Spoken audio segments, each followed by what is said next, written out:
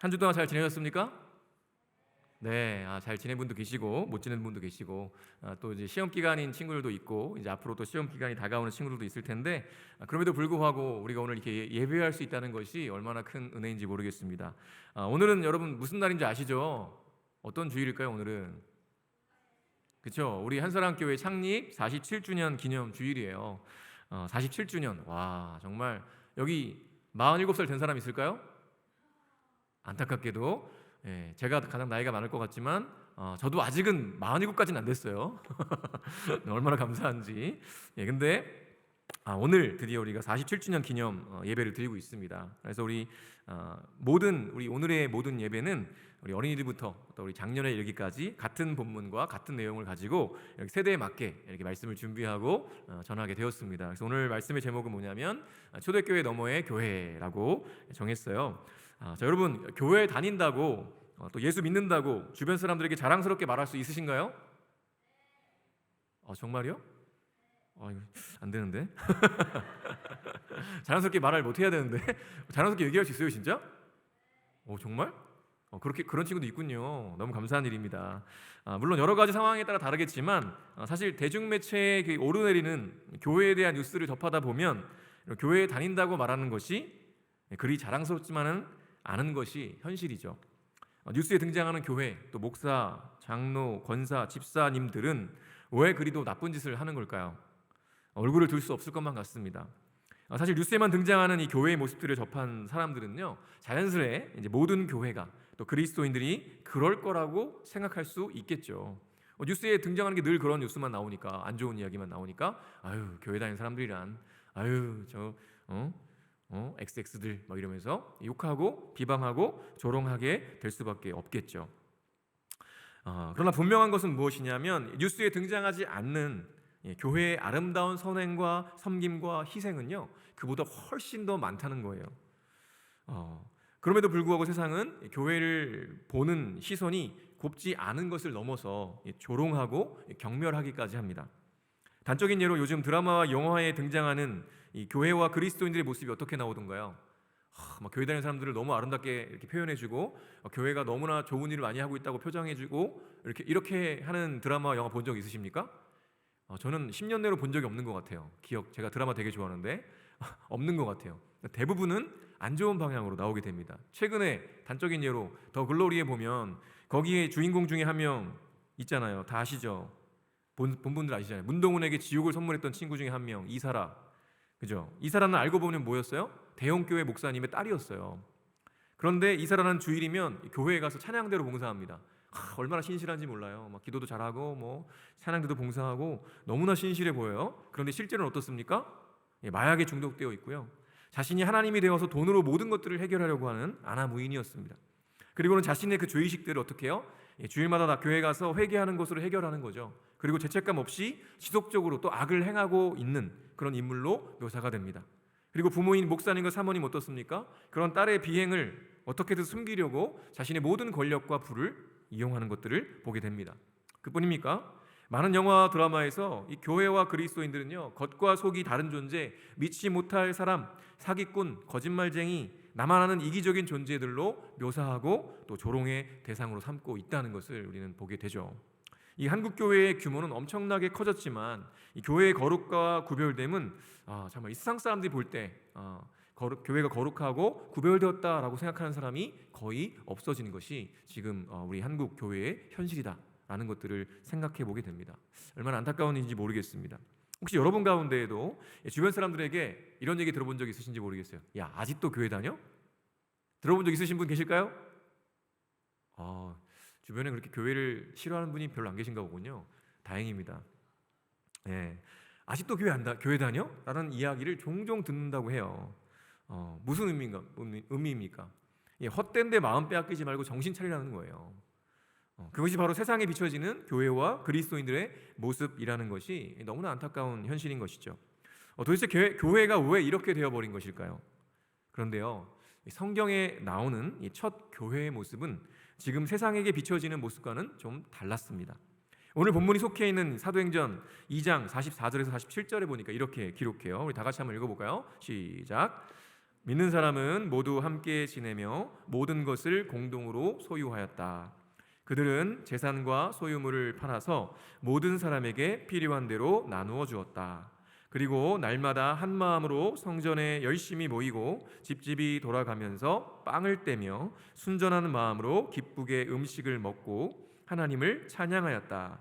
그래서 그들은 모든 사람에게서 호감을 샀다. 주님께서는 구원받는 사람을 날마다 더하여 주셨다. 아멘.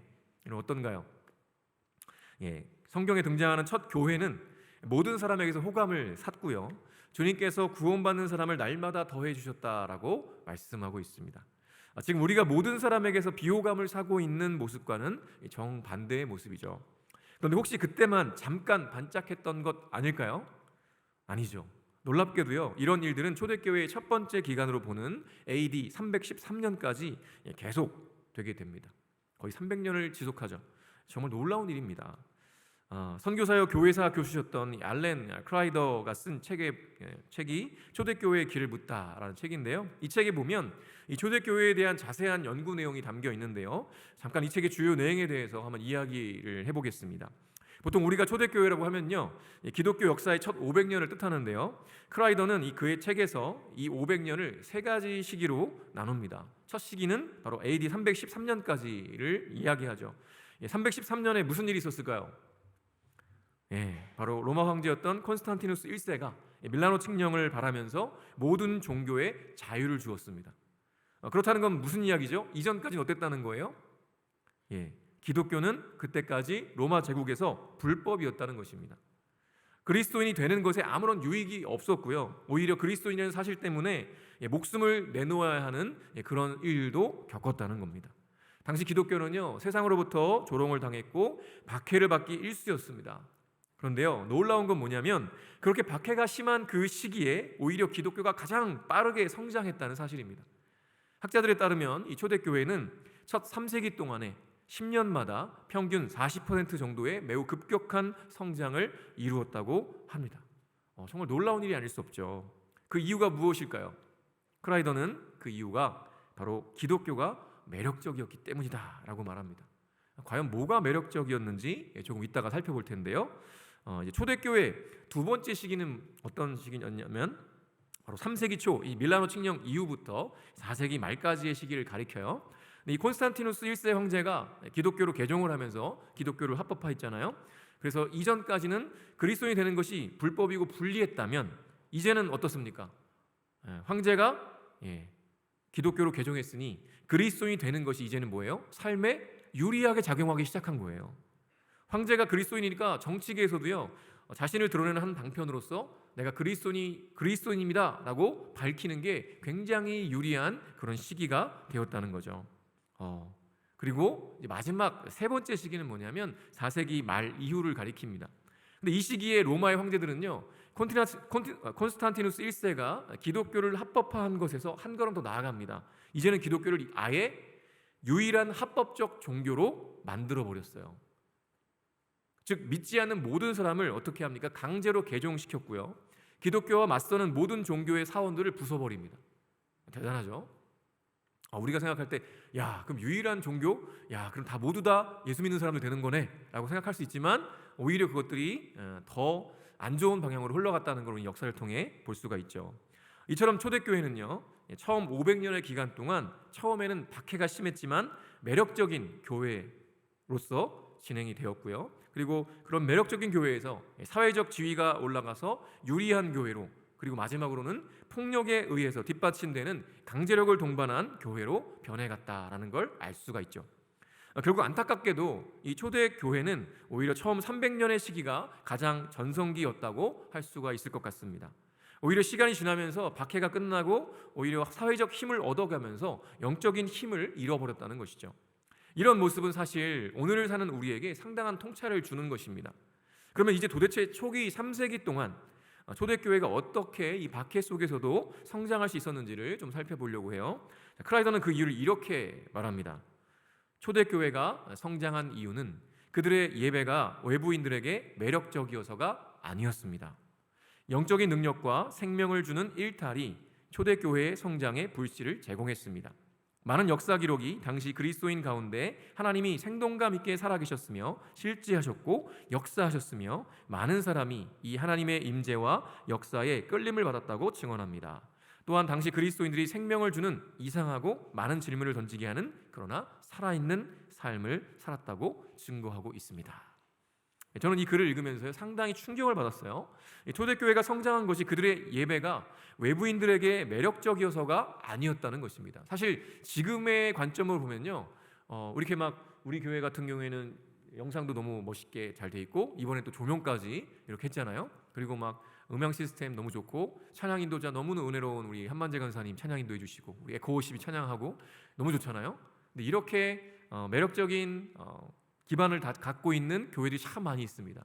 그래서 이렇게 방송까지 다 하잖아요. 그렇게 해서 어떻게든 이 예배가 정말 은혜로울 수 있을까를 고민하면서 많은 것들을 준비하거든요. 그래서 그 예배가 매력적일 수 있도록 그렇게 준비를 합니다. 그런데 가장 부흥했던 초대교회 때는 그 예배가 외부인들에게 매력적이었기 때문에 부흥한 게 아니었다라고 말하고 있는 거예요.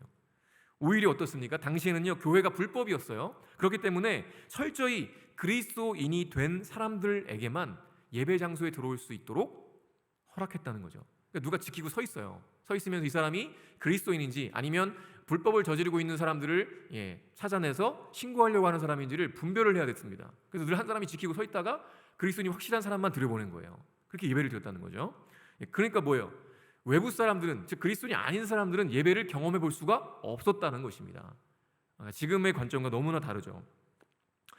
그렇다면 도대체 어떻게 성장할 수 있었을까요? 예배를 참석을 못하는데. 그것이 바로 영적인 능력과 생명을 주는 일탈이라는 것으로 정리했어요. 사도행전에도 보면요, 이 초기에 베드로와 요한을 비롯해서 이 사도를 통해서 수많은 능력과 기적이 나타나는 것을 볼 수가 있습니다. 나면서부터 걷지 못하던 자가 일어나고요, 또 병자들이 고침을 받는 일들이 수없이 나타났어요. 그리고 사도들은요, 그 모든 능력과 기적이 자신들에게서 기인하는 것이 아니라 오직 부활하신 예수 그리스도로부터 임하는 것이라고 하면서 예수가 그리스도이심을 강력하게 선포했습니다. 그뿐입니까? 크라이더에 따르면 당시에 부유한 집안의 그런 아내가 허름한 집에 사는 그리스도인들을 찾아가는 거예요. 그리고 섬깁니다. 그리고 순교자가 감옥에 갇혀서 쇠사슬에 묶여 있을 때 그를 찾아가서 그 쇠사슬에 입맞추기 위해서 그 부유한 집의 아내들이, 그리스도인 아내들이 감옥을 방문하겠다는 거예요. 또 여자들이 교회에서는요, 중요한 역할을 맡고 수적으로도 남자보다 단연 우세했고요, 남자들은 아주 천천히 교회의 일원이 되었다고 합니다. 예배와 저녁 기도에 참여했고요, 부활절에는 철야 기도도 했대요. 또 주의 만찬, 성만찬과 관련한 소문이 막 무성했고요, 또 여자들이 남자들에게, 또 남자들이 여자들에게 서로 거룩한 입맞춤을 행했다고 합니다. 또 발을 씻기고 여행자들을 잘 환대했다고 해요. 여행 중인 그리스도인들을 그렇게 잘 대접했다고 합니다. 또 아내의 변화가 남편의 경외심을 유발하게 됐고요, 남편들이 기적을 체험하거나 직접 눈으로 보게 되어서 하나님의 능력을 경험하게 되었다고 합니다. 천천히 매력을 그렇게 느끼던 남편들도 드디어 하나님을 찾는 그런 신자가 되어서 교회의 일원이 되기도 했다는 것이죠. 이런 그리스도인들의 삶의 모습은요, 사실 당시의 문화와 관습에 비춰보면요, 일탈과도 같은 것으로 보였다는 것이죠. 부자와 가난한 자의 이 사회적 위상은요, 엄청난 차이가 났습니다. 그럼에도 부유한 그리스도인들이 가난한 그리스도인들을 방문하여 교제하고 또 순교자들을 만나기 위해 감옥까지 찾아갔다는 거죠. 이건 당시의 관습과 문화로 보면요, 말도 안 되는 일이었습니다. 한마디로 말하면 정말 이상한 행동이었고 일탈행위였다는 거죠. 지금보다 훨씬 더 남녀의 차별이 강했던 그 시대에 교회 안에서 남자들보다 여자들이 더 중요한 역할을 감당했다는 거예요. 오히려 남녀의 구분 없이 또 어떻게 서로 거룩한 입맞춤으로 존경과 감사를 표했다는 거죠. 있을 수가 없는 일이었습니다. 이렇게 변화된 여인들의 삶을 보고요, 남편들도 점차 이상하다, 그런데 매력적인 거예요. 어떻게 저렇게 변화되었지? 궁금해하기 시작했고요, 결국은 그들도 하나님을 믿게 되는 일들이 지속적으로 일어났던 거죠. 그리고 그리스도인들은요, 서로 돕는 일들을 실천했어요. 그래서 궁핍한 사람들을 돕는 공동기금을 운영했습니다. 기록에 따르면 이 그리스도인 가족 하나가 굶주림에 처하게 되면 어떻게 했냐면 그리스도인 공동체가 며칠간 금식을 해요. 그리고 금식하면서 그 가족에게 필요한 음식을 자기가 금식한 걸 모아가지고 가져다 주는 거예요. 그래서 그 궁핍한 가정을 살려내는 일들을 수없이 많이 했다는 것입니다. 이게 지속적으로 일어났던 거예요. 그리고 이런 일들은 어떻게 해요? 바로 주변의 사람들에게 소문이 나게 되었다는 거죠. 야, 저 그리스도인들 정말 이상한 사람들이야. 저렇게 한데 자기가 금식해가면서 막 다른 사람들 돕고 있대. 이게 말이 돼? 야, 참 웃기는 사람, 이상한 사람들이네. 이런 일들이 계속 오르내렸다는 것이죠. 그리고 당시 문화에서는요, 죽음을 두려워했고요. 그래서 죽음의 세계로 인도하는 연결점이 되어지는 이 장례와 묘지를 상당히 중요하게 여겼습니다. 그래서 이 장례와 묘지를 구하는 데는요, 상당한 비용이 들었다는 거죠. 그런 상황에서 초대교회는요, 이 가난한 사람들, 그래서 장례와 묘지를 구할 수 없는 그 사람들에게 무료로 이 장례를 해주고 묘지를 제공했다는 것이죠. 그리고 그리스도인들은요, 죽음을 두려워하는 것이 아니라 오히려 하나님 나라에 들어가는 것이었기 때문에 담대했다는 거예요.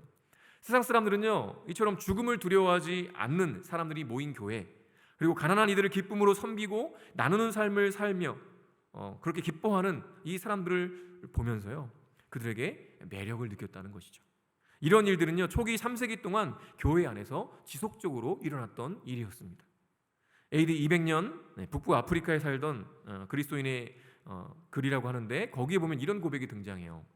우리의 숫자가 날마다 증가하는 것은 실수가 아니라 좋은 증거입니다.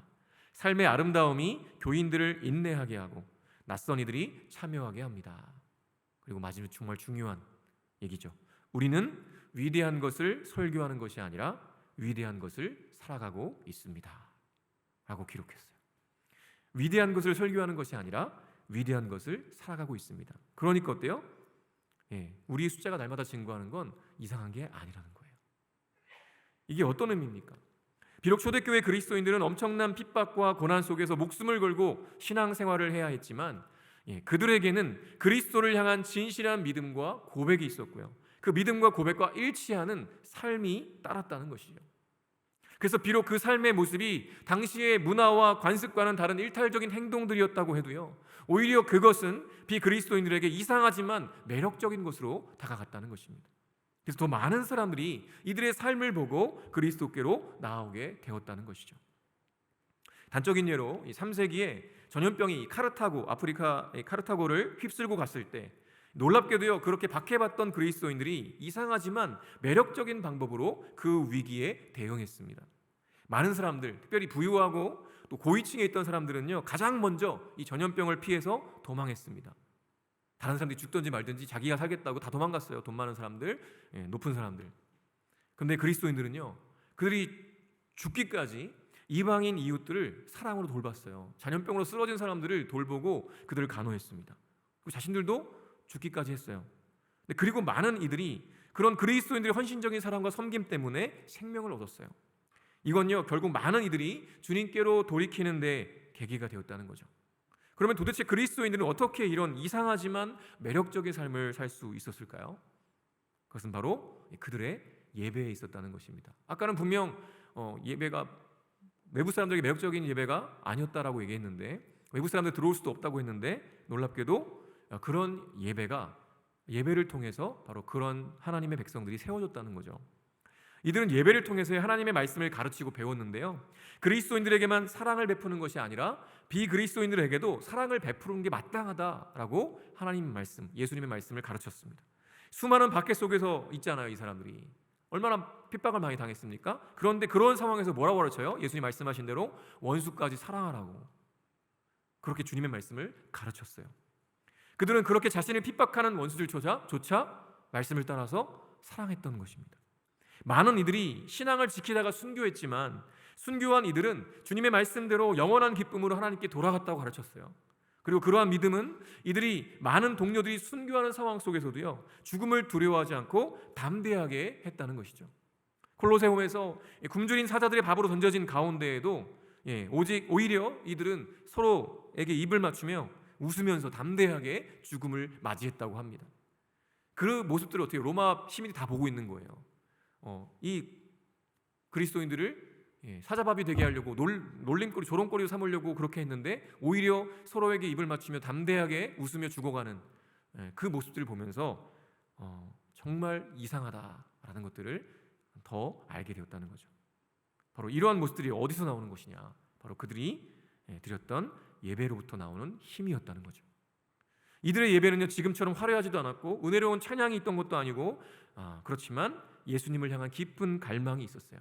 마음 깊은 곳에서부터 솟아나는 진실한 믿음과 나 같은 죄인을 살리신 은혜에 대한 감격이 있었다는 것이죠.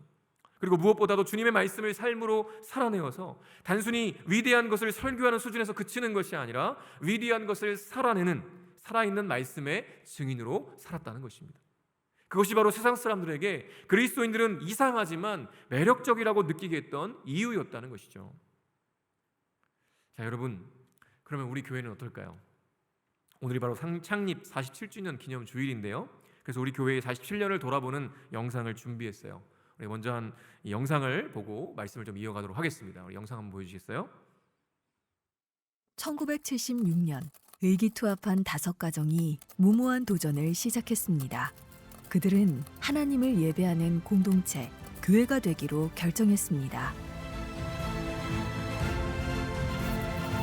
5가정으로 출발한 오병이어의 놀라운 이야기를 시작합니다.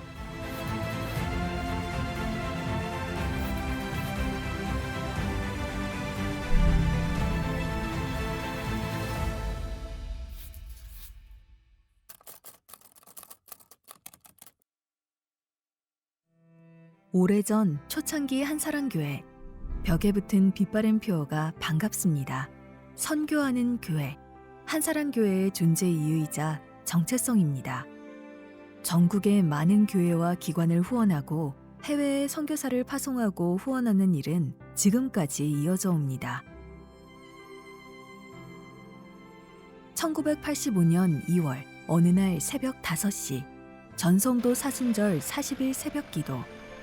우리 선배들도 우리처럼 거룩한 부담감을 안고 두려움과 기대로 시작했을까요?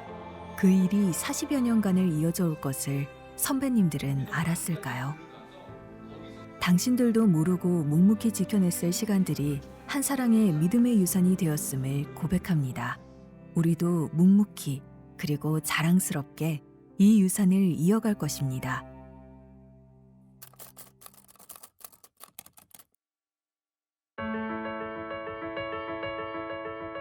(1층) 리모델링으로 우리는 포레스트 카페를 갖게 되었습니다. 로비는 작가들에게 전시 공간을 내어주고 갤러리로 대변신을 했습니다. 모든 것이 멈춰진 코로나 시간. 그러나 우리는 코로나가 끝나기를 그저 기다리는 대신 포스트 코로나를 준비하기로 했습니다. 하나님이 마음 주신 우리의 포스트 코로나는 다음 세대였습니다. 다음 세대를 위한 특별한 기도와 움직임이 코로나 내내 이어졌습니다.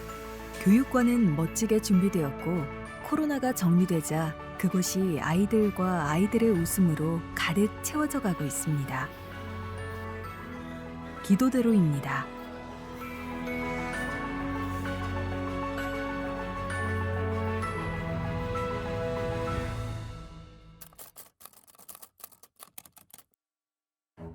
한사랑 아트갤러리에서는 한 달에 한 번씩 다양한 작가들의 작품을 만날 수 있습니다. 예술 작품을 통해 교감하며 이웃에게 소소한 행복을 선사하는 일상의 베네핏이 되었습니다. 카페가 생기고 우리는 이웃들을 더 가까이에서 더 많이 만날 수 있게 되었습니다. 성도들도 많이 찾지만 더 많은 이웃들의 카페 방문이 우리에게 소망입니다. 정성에 정성이 보태져 외로운 이웃들에게 도시락이 배달됩니다. 그들의 외로움과 허기를 달래주는 양천구의 움직이는 사랑의 맛집, 화요일 소망의 도시락.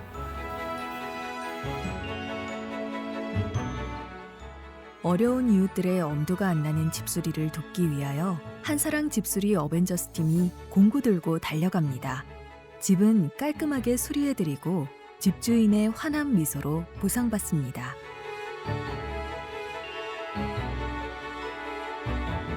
예쁜 마을에 어울림직한 작고 알찬 도서관. 한사랑 작은 도서관에는 이웃들이 부담 없이 방문해서 독서를 하거나 책을 빌립니다. 책을 사랑하는 이웃들의 아지트가 우리 교회에 있습니다. 교회의 뜰은 열리고 문턱은 낮아졌습니다. 우리는 이제 우리의 거실을 이웃들과 함께 씁니다. 이웃에게 칭찬받는 교회로 나아갑니다.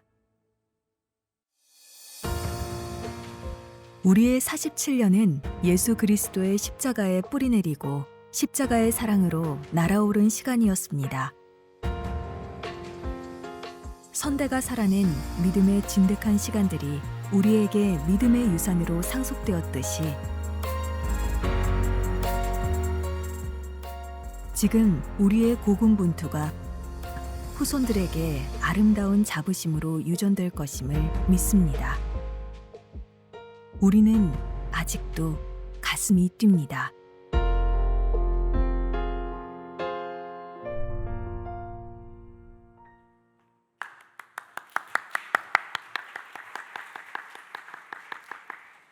네, 짧은 시간이지만 우리 교회의 47년의 삶을 한번 이렇게 돌아봤는데요. 여러분이 태어나기 훨씬 전부터 우리 한사랑 교회는 예수의 증인으로서 이 땅에 교회로서 존재해 왔습니다. 우리 교회의 슬로건이라고 할 수 있는 이 선교하는 이 교회로서의 정체성을 가지고 달려올 수 있었던 것은요, 정말 큰 은혜가 아닐 수 없는 것이죠.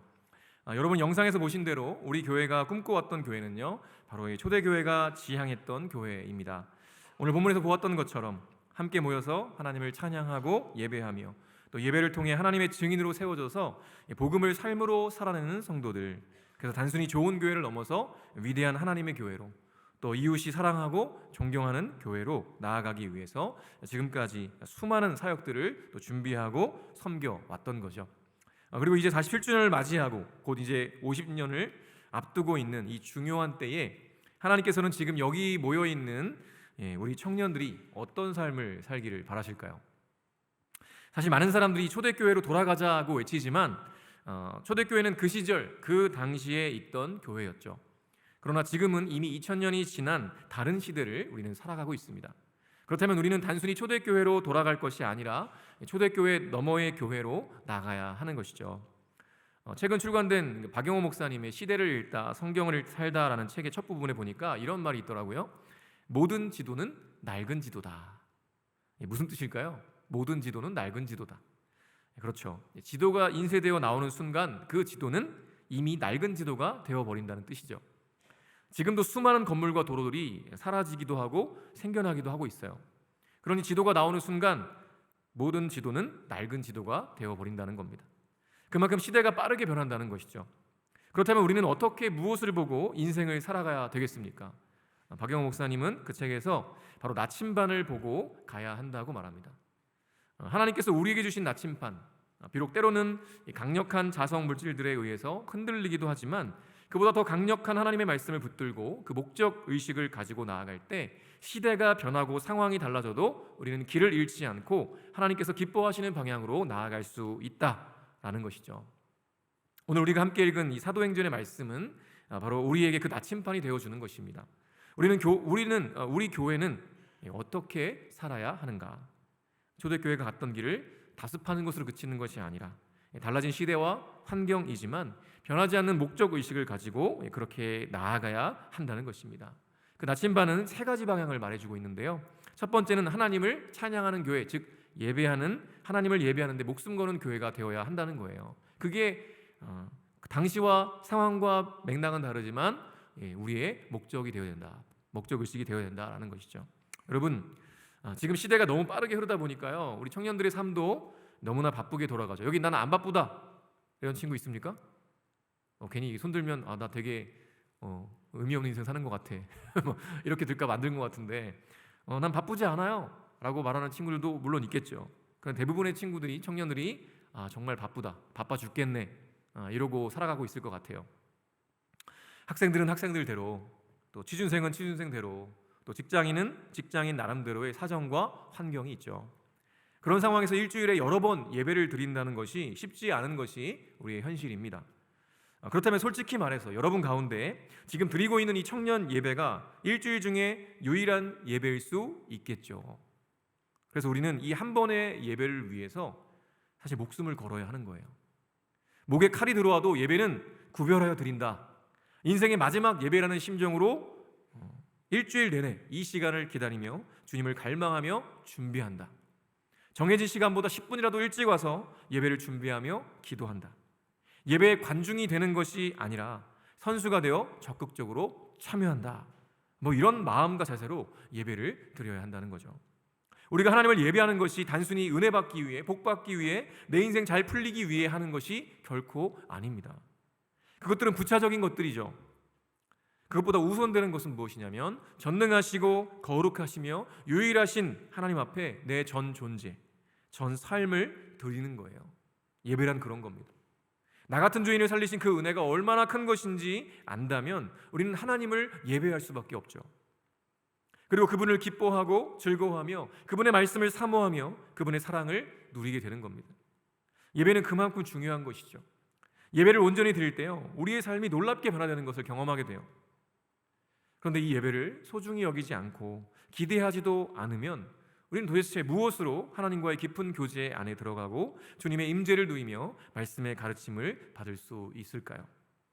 그래서 여러분의 젊은 인생에서 가장 소중한 것이 있다면 바로 예배가 되어야 한다는 것이죠. 사탄은요, 계속 예배를 소홀히 여기게 만들 거예요. 약속도 생기게 만들고요, 시험도 보게 만들고요, 상처도 받게 만들고, 정말 갖가지 방법을 다 동원해서 여러분이 하나님을 예배하지 못하도록, 예배를 소홀히 여기도록, 집중하지 못하도록 유혹할 겁니다. 그래서 예배가 기대가 되지 않고 드리고 싶지 않을 때에도 분명한 것은 무엇이냐면 예배 자리에 나와야 한다는 거예요. 그리고 그런 마음을 솔직하게 공동체 안에 나누고 도움을 요청해야 한다는 거죠. 그렇게 예배의 진심인 공동체, 예배의 관중이 아니라 선수로 참여하며 적극적으로 예배하는 그런 예배 공동체를 이루어가야 한다는 거예요. 우리 하나님은 그 방향으로 우리를 이끌고 계시는 것이죠. 일주일에 딱 한 번 예배를 드리면서 예배마저도 집중하지 않고 예배 한 번 드리는 것도 준비하지 않고 헐레벌떡 늦어가지고 와서 예배를 드리고 있다면 그 예배를 통해서 우리가 어떻게 하나님을 더 깊이 나아갈 수 있겠나 하는 생각들을 해봐야 되는 것이죠. 두 번째는요, 모든 사람에게 호감을 사는, 즉 온 백성이 칭송하는 교회가 되어야 한다는 거예요. 초대교회 성장의 원동력은요, 예배를 통해 증인들로 세워진 사람들이 받은 바 말씀의 가르침과 은혜를 자신들의 삶에서 실제로 살아냈다는 것입니다. 당시 문화로는요, 이상한 행동들이고 일탈행위처럼 보였지만 그러한 삶이 매력적으로 다가갔기 때문에 사람들이 그런 그리스도인들을 보고 예수께로 나올 수 있었다는 겁니다. 우리도 마찬가지죠. 지금 이 시대는요, 철저한 개인주의가 대세예요. 돈이 최고의 권력을 자랑합니다. 여러분 열심히 공부하고 좋은 직장 가려고 하는 이유 뭡니까? 물론 하나님 나라의 영광을 위해 살아갑니다 라고 할 수도 있겠지만 많은 경우에는 솔직한 우리의 심정은 뭐예요? 돈 많이 벌고 싶은 거예요. 돈 많이 벌어서 그걸로 좋은 여행도 가고 정말 좋은 집도 사고 좋은 차도 사고 그렇게 누리고 싶고 또 나를 사랑하는 사람들, 내가 사랑하는 사람들 그렇게 잘 도와주고 싶은 마음들이 분명히 있을 거예요. 저도 그렇습니다. 그러나 이런 시대의 흐름 속에서 오히려 누가 봐도 이상하고 일탈행위처럼 보이는 삶을 살아갈 때, 그리고 그것이 하나님께서 기뻐하시는 방향으로 나아갈 때 세상은 우리를 보고 이상한 사람들이라고 하면서도 매력을 느끼게 될 거라는 거죠. 도대체 저렇게 이상하게 살아가는 이유가 무엇인지 궁금해할 거라는 거예요. 남들 다 시험 기간이라고 주일에도 학교 가서 공부할 때 나는 시험보다 하나님이 더 중요하기 때문에 예배 자리에 나와서 주님을 기쁨으로 예배하는 그러한 믿음의 담대함이 있을 때, 그리고 주님을 예배하는 만큼 공부할 시간이 부족했으니 오히려 집중해서 더 최선을 다해 공부하는 그런 성실함이 있어야 하는 거죠. 그렇게 될 때 주변에 내 친구들이 야, 쟤는 맨날 주일날도 가서 일요일도 거기서 공부도 안 하고 교회 가서 저렇게 예배드리더니 그래도 열심히 하긴 하네. 이렇게 될 때 사실은 그 세상 사람들에게 매력적으로 다가갈 수 있는 사람이 되는 거죠. 근데 예배를 열심히 드렸어요. 근데 공부를 더 안 해. 에이, 포기하지 뭐 이러면서 예배는 드렸지만 공부를 열심히 하지 않는 불성실함을 보이면 여러분의 주변의 친구들이 뭐라고 생각하겠습니까? 아유, 교회 다니는 친구들 다 저래. 성실하지도 않고 맨날 교회 가서 뭐 이렇게 하면 다 되는 줄 알아. 그럼 어떻게 되는 거예요? 매력적이지 않은 거예요, 전혀. 그죠? 너무나 안타깝지만 그런 삶을 살아가면 안 된다는 거죠. 남들은 돈 모아서 여행 가고 명품 사고 자신의 유익을 위해 쌓아놓고 살아갈 때, 사용할 때, 우리는 힘들어하는 형제와 자매들을 위해서 그 시간과 돈을 흘려보내야 하는 거죠. 남들은 바보 같다고, 왜 그렇게 쓸데없는 시간과 돈을 낭비하냐고 그렇게 말할 수 있겠지만, 그럼에도 그것이 하나님께 사랑받은 자로서 마땅한 삶이기 때문에 그렇게 기쁜 마음으로 우리 지체들을 섬기는 거죠.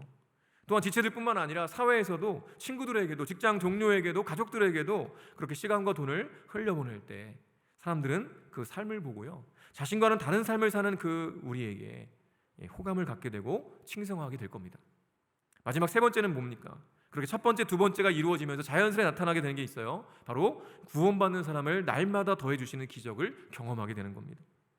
우리 청년교회 인원이 늘어나는 건요, 사실 그렇게 중요한 건 아닙니다. 그러나 정말 중요한 건 뭐냐면, 하나님을 알지 못하고 죽음을 향해 달려가고 있던 이들이 여러분을 통해 일하시는 하나님을 보고 돌이키는 거예요. 우리는 바로 그렇게 이 땅의 모든 백성들이 주님을 알고 주님께로 돌이켜 함께 구원을 누리며 그분의 제자가 되는 것을 위해서 살아가는 것입니다.